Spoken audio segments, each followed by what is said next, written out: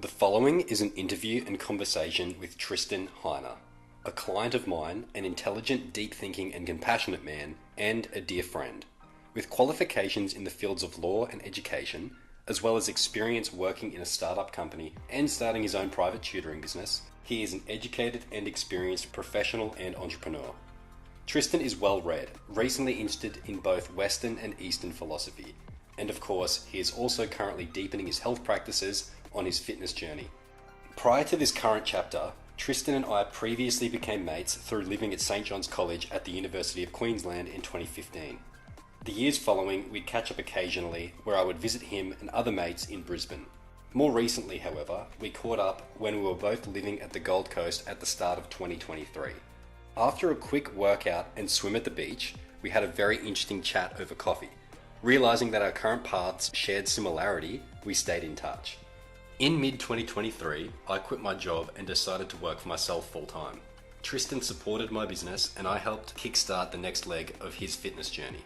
We came up with a fitness strategy unique to Tristan, while he was both running his tutoring business and studying a Masters of Education.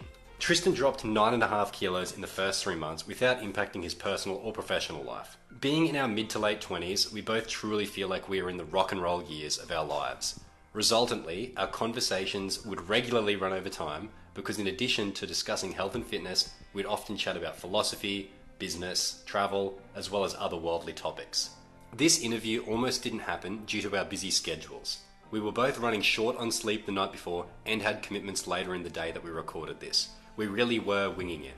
But with the short time that we had that morning, we decided to pull out the camera and hit record. We always enjoy and find value in our conversations. I hope you can too.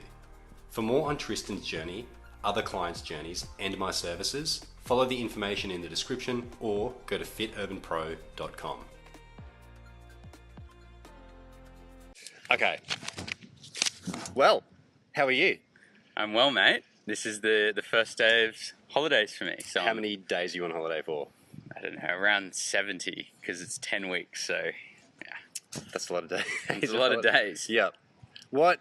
Give or take. Fuck, I don't have I don't have questions on holidays. Blooper, first edition of the blooper reel. Okay, this is weird. I like it. I don't think I need this piece of paper here. No, I think it looks good though. I feel like it's going to keep flapping. Flappy it bird. provides at least an appearance of sophistication. Yep, perfect. Do we want to do People don't know that you've actually just got like doodles drawn on this. Yeah. Do you reckon we do a legit question now? Okay. Yeah, let's get into it. Okay, so first things first, what would you say your biggest hesitation would have been not just working with me, but starting your own fitness journey? Yeah. Okay, a hesitation I usually have when I begin a new fitness regime or period of, regimented health is just almost a bit of imposter syndrome. Yep. And just almost an anxiety that I'm somehow going to mess it up and that I'm incapable of lasting the distance and having the discipline to make a success of it.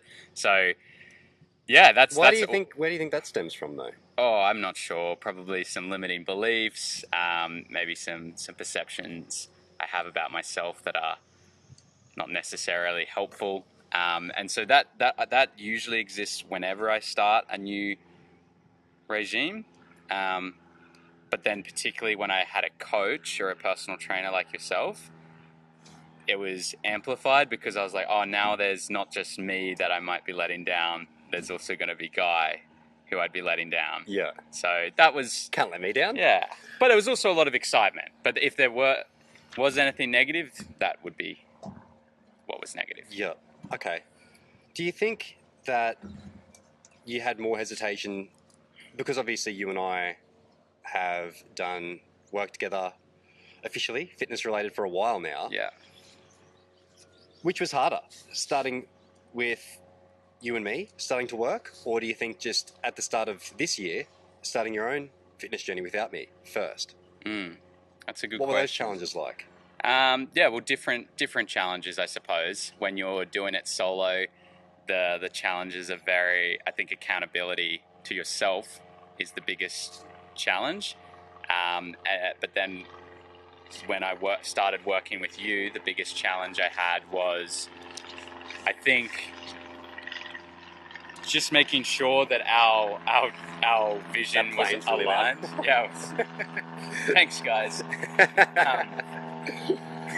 Yep. Just making sure that our goals were aligned, our visions were aligned, our styles were aligned. I wasn't sure if your intensity would match my intensity.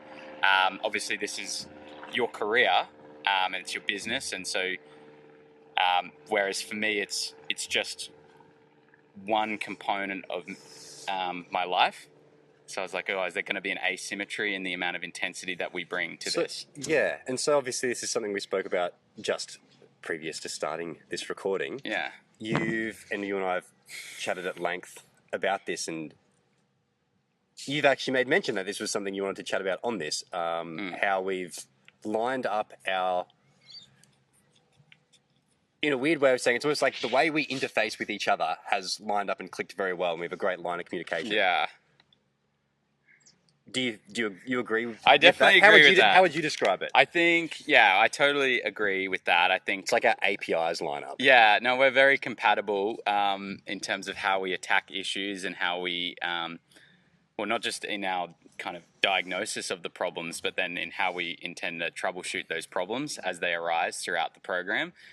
So, yeah, and we have compatible communication styles. I think that's just how we are, like temperamentally, we're quite compatible. But I think it is also in large part down to how adaptable you are. I think you're able to. Do you think that I'm adaptable?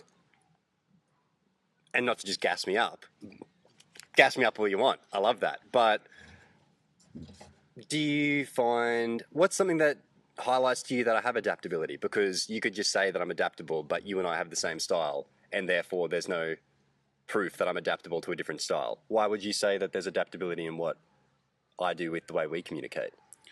Oh, well, I mean, just as the program went on, no matter what was going on in my life, no matter how I was feeling on any given week, I felt like you never approached it from a place of judgment. It was almost like you always approached it with a lens of compassionate inquiry. You wanted to understand what else was happening in my life to create, whether it be stress or success in the fitness world. And then, yeah, that would be your starting point. And that, I just think that you would always then be able to attack my problems from an informed position, rather than just being like, oh, well, you shouldn't have done that, or you should have just stuck with the routine. And if you had done that, as in like diagnosing first. Yeah. In a conversation we'd have, let's say we're having a consult, you feel like, is the point you're making, like, rather than me being like, here's the advice before I hear your side of it, it's, diagnostic?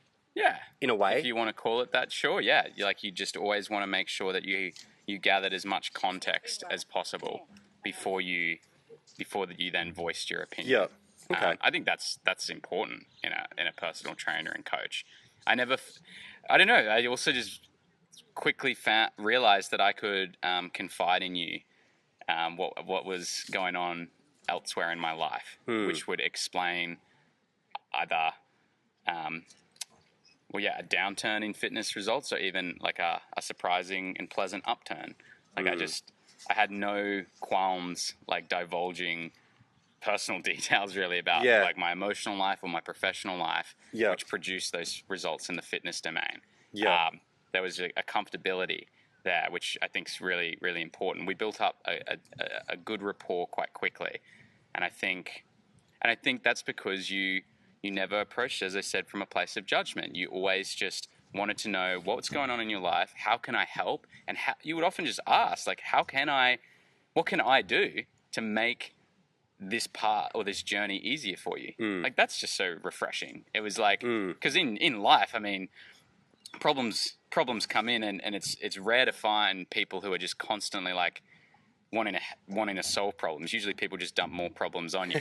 And you were just always like a refreshing like break from the monotony of my routine. It was like, I know that in this hour, guy's not going to dump any problems on me. All he is there to do is troubleshoot problems for me. Yeah. That was mentally so refreshing. Do you feel like that's where... Not to smoke your salmon, but that's how I found it. Is that where a lot of value lies in getting results for you? Definitely. I think so. I mean, I don't think we would still be here having this conversation. I wouldn't be a client. Right No. now. If I found you to be more judgmental than compassionate, if I found you to be more problematizing than helpful, I would have walked. Simply because I'm like, I just don't need this additional stress in my life. For me, fitness is to enhance my well-being. It's a physical and mental release. Why would I want a coach then? Why would I want to partner with someone who's going to make my life more stressful? This is meant to lift me up, not create more stress in my life. So, yeah, it's a big factor as to why I think this has been a success, and I've stayed with you, and I want to continue to work with you in the future. I want to continue to work with you. Brilliant. What do you most value in us working together? Okay, I think that the things that I've achieved with you that I perhaps wouldn't have been able to achieve if I was working solo, well, there's the two or threefold. The first one is increased accountability. I'm someone that I think benefits... What does that look like? Yeah, I think I'm someone that benefits from having an external source of accountability, or an external source that I'm accountable to. So I think everyone's probably like that. I mean, I think at times we probably struggle to be consistently accountable to ourselves. Like, yeah, everyone. Like no one's I think perfect. that's human nature.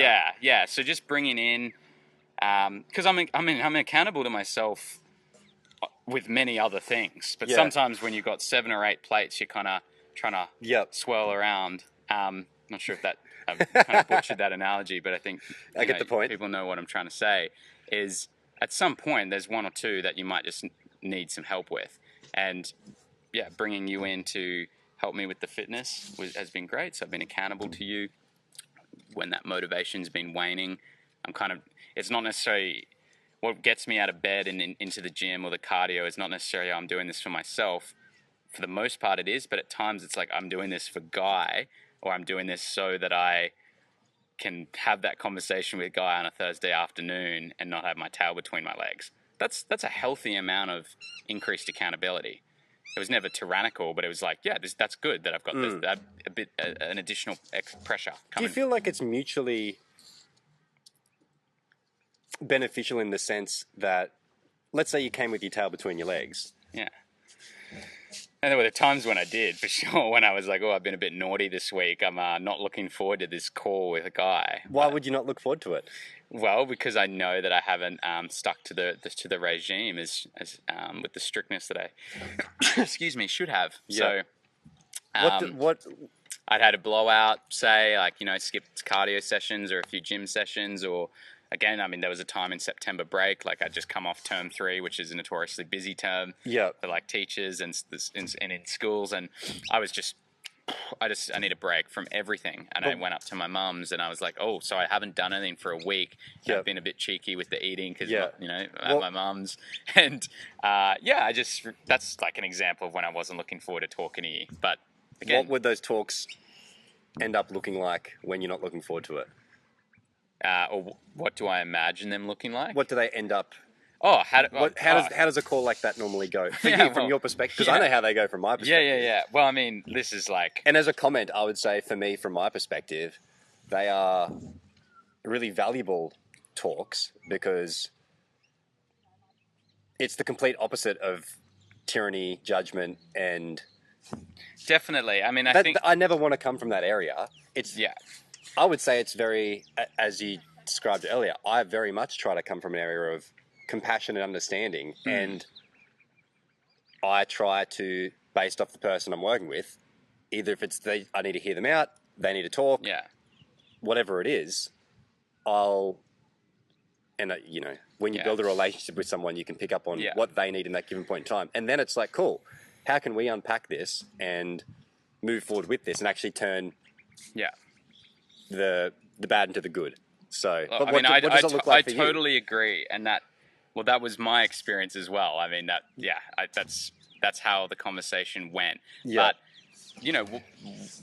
and we had that conversation. I think it was around September, on that September break. That was really an important moment in our professional relationship, because it was the first time that I'd had to have like it was more of a confession, like, oh, guy, I haven't stuck to the plan like we said that I would. And so, yeah, that was a pivotal moment, because you could have approached it with a judgment, and that probably would have affected how I viewed this relationship and its, place in my life. But you didn't. You approached it from a place of compassion. So I was like, wow, that was nowhere near as bad as I thought it was going to be. Yeah. I really appreciate how Guy attacked that. And all of a sudden, really just some calmness swept over me. And I was like, oh, there's no need for this to be a stressful, anxiety-inducing experience. Like, even when you mess up, or not even mess up, but just are not at that level of perfection that you may demand of yourself, that's okay. Like, Guy's not here to punish you for that. That was just, and look, no doubt I created that in my mind. Like, we all suffer more in our imagination than in reality. Yeah. So, that was just an important moment that changed my view of client personal training relationships. I'm like, they're your ally. They're not your foe. Yeah. They're here to lift you up, not bring you down. Yeah. In your moments of weakness, that's actually when you probably get the most value out of them. They're not going to kick you down further. Yeah. So they'd flip the script of what a personal training client relationship is for me. So that was awesome. Yeah. That's awesome to hear. Yeah. Let's pause it there. Just 'cause Okay, round 2. I did want to ask a few questions to get your opinion more on the nitty-gritty, because I think there's value in discussing that, because this relationship between you and I, your health and fitness, and this journey would just not have begun without us discussing meal plans, us discussing training. And I think it would be remiss of us not to talk about that. Yeah. However, I do think that almost all of what we discuss, perhaps 80 to 90% of what you and I end up chatting about, has nothing to do with health and fitness. Yeah. So I do think actually, my question is why? Why do we not talk about health and fitness? And do you think that's useful? Yeah, good. Okay, so I think the reason we spend often 80-90% of our phone call talking about topics unrelated to health and fitness. Like what? Well, we talk about business, philosophy, psychology, just what's going on in our lives. It's always got a serious tilt to it. It's not like we're just talking about what we did on the weekend. We actually never talk about that. I've got no idea what you do on the weekend. That's probably a problem. But I think it's because that's just who we are. I think both of us, we're just in great phases of our life where we're very interested in these deep vibrational topics and growth. And so that's a shared passion of ours. And so that's where the conversation goes. Now, I don't have a problem with that. I'm not concerned by the fact that, I'm paying for this time and I'm not even, talking about fitness with guys. Not at all. I mean, it's very much my fault often that the conversation goes for as long as it does on topics of philosophy or whatever. But that's what I want in a personal trainer. So it's good to chat about this, because I want a personal trainer, a coach that I can shoot the breeze with, and talk about topics that interest me. If I just had a personal trainer that wanted to just clinically talk about my meal plan and the reps that I'm doing in the gym, and that was it wouldn't be anywhere near as enjoyable as the experience I have with you. Yeah. So that's interesting. So that's credit to you as well, that you've just got. Well, you're an intelligent guy and you've got broad interests, and you bring them in to an acceptable level to make it a holistic and fun experience for the client. Yeah, that's good that you're able to do that. Yeah. So yeah, I don't know if that answered the question. The other part of the question was, do you think that the way in which we talk, which is mostly not health and fitness specific, direct health and fitness, is a better way for us to improve your health and fitness? I mean, I think a lot of the things we talk about, they're not totally off topic. They can always be obliquely brought back to to what's going on in my fitness world. So, like, for example, we'll talk about, well, I didn't, I missed a session in the gym, or I missed that cardio session. But, instead of doing what I usually do, which is beat myself up for that, I'm just approaching it from a place of love and compassion. And then we'll go down a tangent of like Buddhism, for example, because that's something that I may be reading at that moment in time.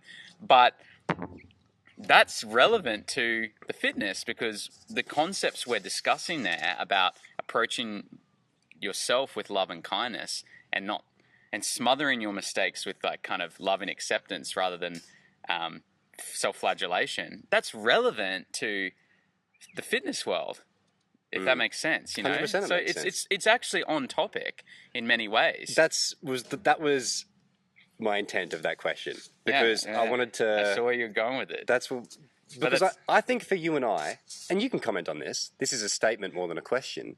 I feel like when you and I are chatting, not right now, but in a consult, the best way for me to get the best out of you and for you to get the best out of you is not for us to discuss what are your macros, how many reps are you doing. Yeah, I'm not. I don't think that that's where the value lies for you, and I don't think your results would be nearly as good if that's what we discussed. And I identify that, and I think you and I have a great relationship and are great communicators with one another. Yeah. And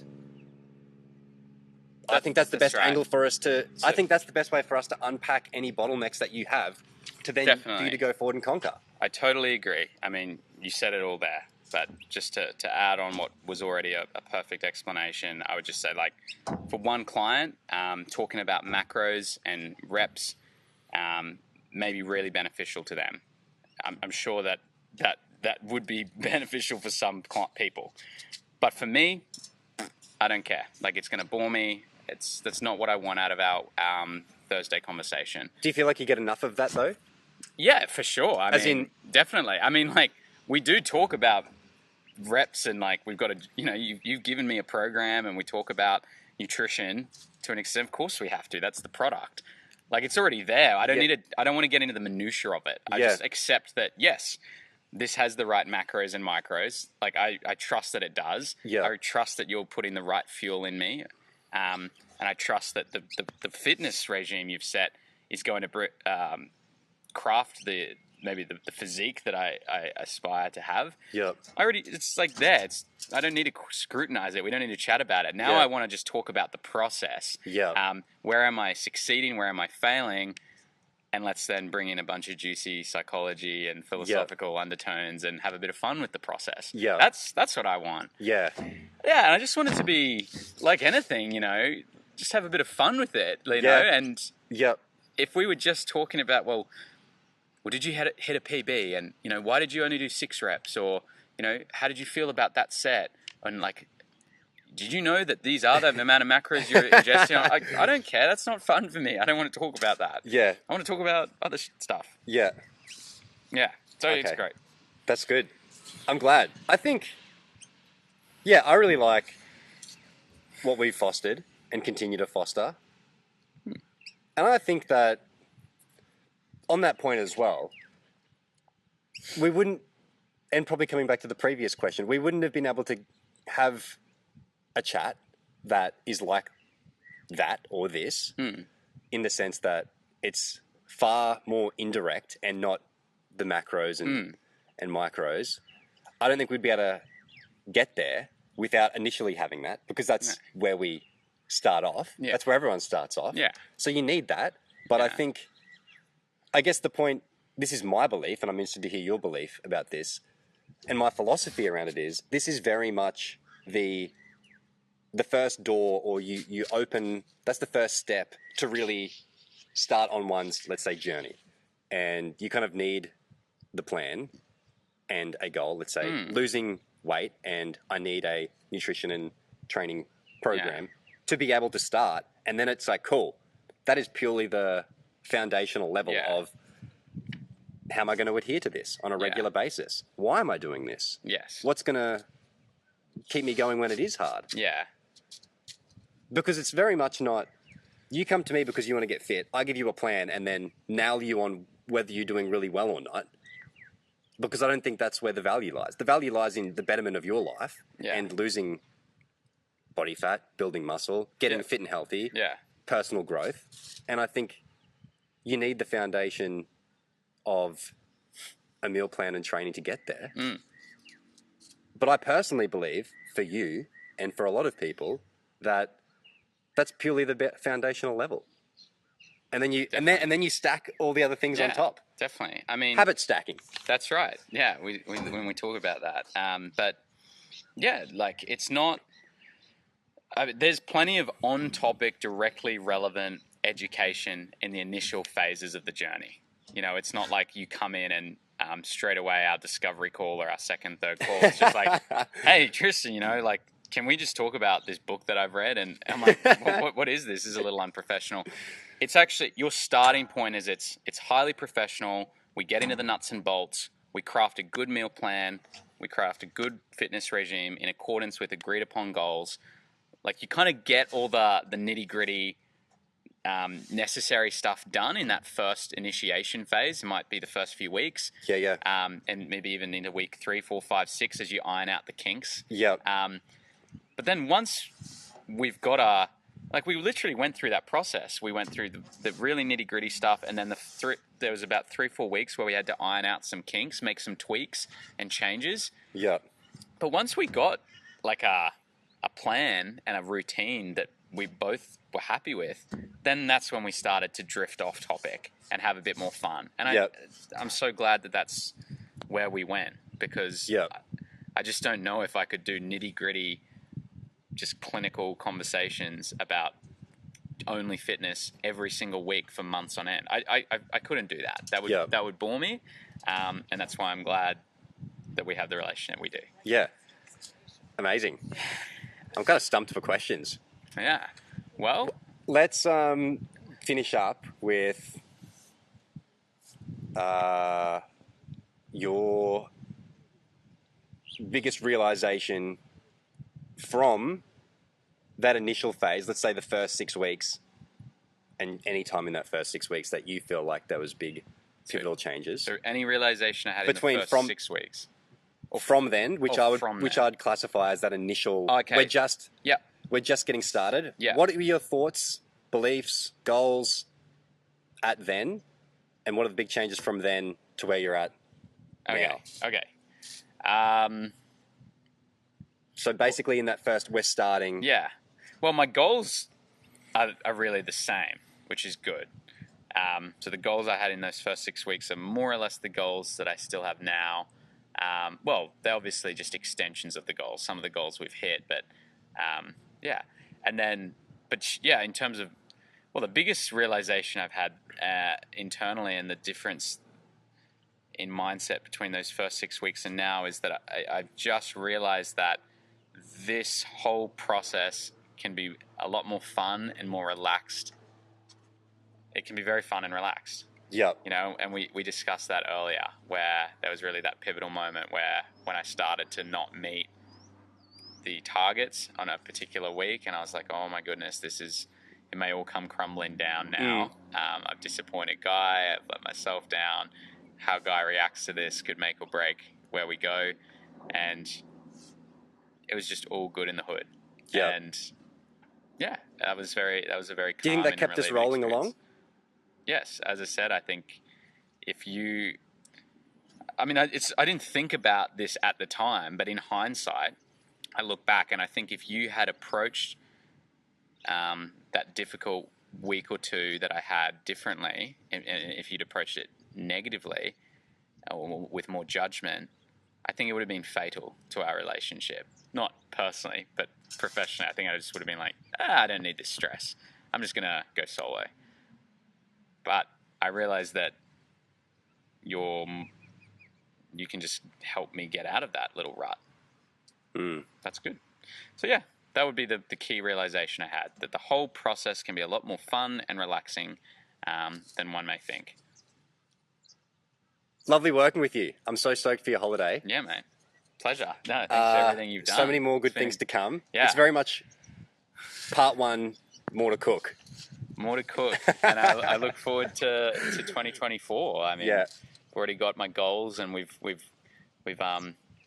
already. Let's discuss them right now. Okay, sure. Well, let's wrap this one up. Okay, we'll wrap up with the goals for next year. I think that's probably a good place to end. Yeah. Well, well, on a macro level, I want to add more muscle and I want to lose more body fat. Yeah. That's probably everyone's goal. So yeah, I want to get down to like around 10-12% body fat, which would be awesome for me. And I don't know if I've ever been down to that point, and so that would be really rewarding to be able to attain that goal. And I'm just really enjoying gym, man. Like I was a late comer to the gym. I never gymmed in high school, or the first time I really stepped foot into a gym for 2 consecutive weeks was at the age of like 23 or 24. Yeah. So I would say that classifies me as a late comer, and I just love it. Like I really do. I love the mental aspect, obviously the physical aspect.